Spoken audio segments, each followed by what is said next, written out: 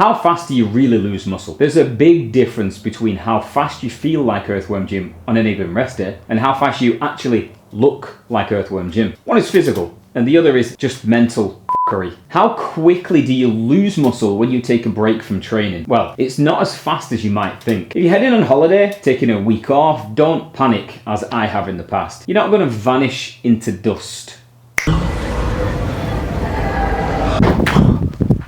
And your partner won't lose you when it goes overcast. Where'd he go?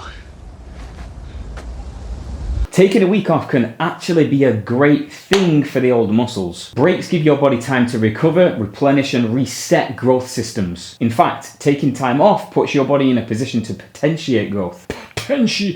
After rest, you might even come back to the gym more refreshed and ready to hit new personal bests. During the first week or two, well-trained individuals don't really experience much muscle loss at all. You might notice a slight drop in strength, but that's more due to a reduction in neuromuscular efficiency. Your brain and nervous system aren't firing on all cylinders to activate your muscles as effectively, but the muscle tissue itself is still very much there. Your muscle size will largely remain unchanged during a brief break. You may notice some temporary shrinkage due to a loss of glycogen and water content.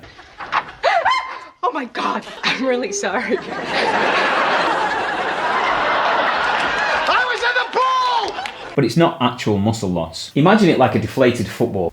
It hasn't shrunk, it just doesn't look as full until it's pumped up again. So even though your muscles may appear smaller, the actual muscle tissue is still there. And it'll bounce back as soon as you're back to training. If you take a longer break, say 3 to 4 weeks, this is when you might start to disappear into the abyss. This is when some slight changes might occur. Strength can begin to decline after around 4 weeks, especially in the complex heavy lifts. But this is mainly due to neural adaptations, meaning your nervous system isn't as efficient anymore, not because of rapid muscle atrophy. At this point, there may be a slight decline in muscle mass, but muscle memory will help you bounce back quickly when you resume training. After 6 to 8 weeks of inactivity, this is when more noticeable muscle loss occurs, and you hide every centimetre of skin under obscenely baggy clothes.